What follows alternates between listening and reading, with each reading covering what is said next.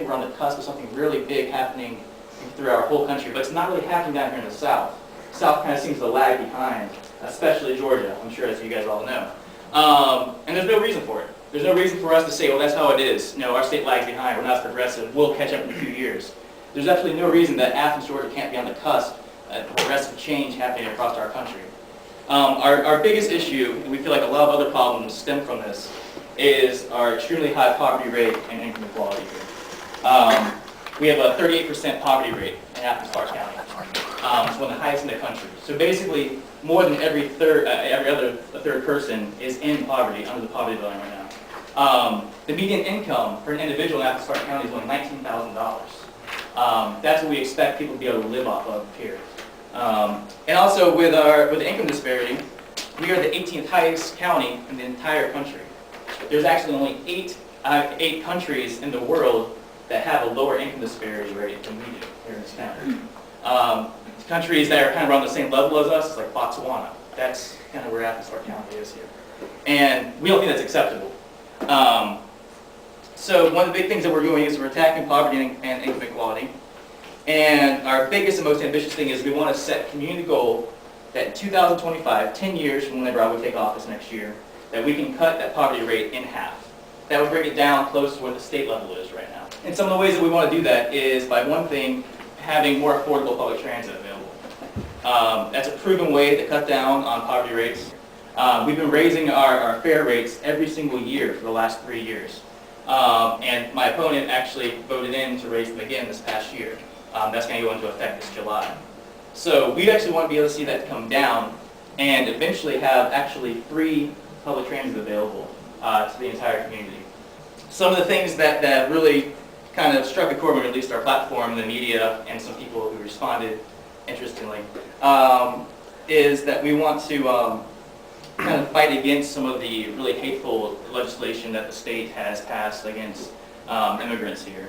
We think that undocumented people are people, and that's the important thing, and they need to be treated like people, need to be treated humanely. And so, as mayor, I will do whatever I can to fight against those ordinances because I will not support something that is as hateful as that. So if you guys have any questions or... I was wondering if you could expand on how to go about setting a community goal to cut the poverty rate in half. Sure. It's a huge goal, but there are different ways that we could be doing this. There was a group that was formed back in 2006 called People for a Prosperous Athens, whose single goal was to get a giant task force of about 20 members from all over the community and all from the university everywhere. And their one goal was to come together and try to figure out what ways that we could be battling the rising poverty rates. And they did their goal. They met for about, I think it was like 10 months, tons of meetings, put together this fantastic agenda of the things that we could be doing, and then none of it was implemented. The website's still up, the list is there. A few private groups have come out, some nonprofits come out of it, who've done some fantastic work, like whatever it takes.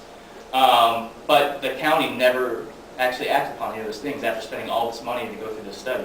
And there's a lot of those things made it onto our list of ways that we could be attacking this poverty rate. One of those things is the transit system. One of the ways is to make sure that everybody under the poverty line has access to pre-K and early education, because that is a proven way to fight generational poverty. Another way is to have affordable housing spread out throughout the entire county and communities, not just simply put into little projects. There's a lot of ways that we could be enacting these things, and none of them have been enacted. It's an amazingly ambitious goal, but I myself am. I like ambitious goals. That's what I want to go for. I want to be able to have something really set up there for us that we can all shoot for. But also, there's just no reason for us not to. I mean, there's no reason for us to accept that 38% poverty rate is the best that we can do. I grew up in a household of poverty. I knew what it was like being a kid, coming home and trying to turn on lights, and the electricity was cut off. I had to call my mom, find out what's going on and stuff, and she'd have to come home the next day without the electricity. There shouldn't be any child that has to go through that ever in this country, in this state, in this city. With the kind of world that we live in, with the technology that we have, there's absolutely no reason for that. And so I think that is a goal that we can go at. We're going to have to work together. Everybody's going to have to be on to it. That's why it's a community goal. Yes? How would you go about funding the public transit if you're going to instigate like a free public transit? To have our entire system free, does anybody have a guess of how much money it would cost us for a county to make our system completely free? It would not cost anything to anybody? You can't answer. Maybe $1 million a year? Close, yeah. $800,000. Oh. That's how much it would cost. Yeah, that's it.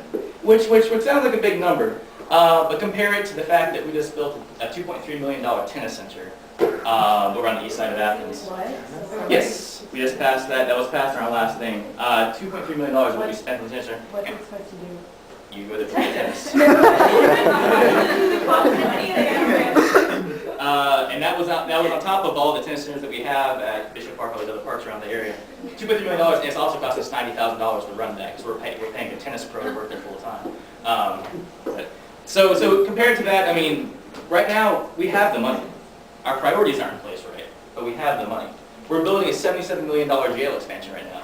Yet we can't spend less than $5 million to make sure we have affordable daycare and child care for every person in this county.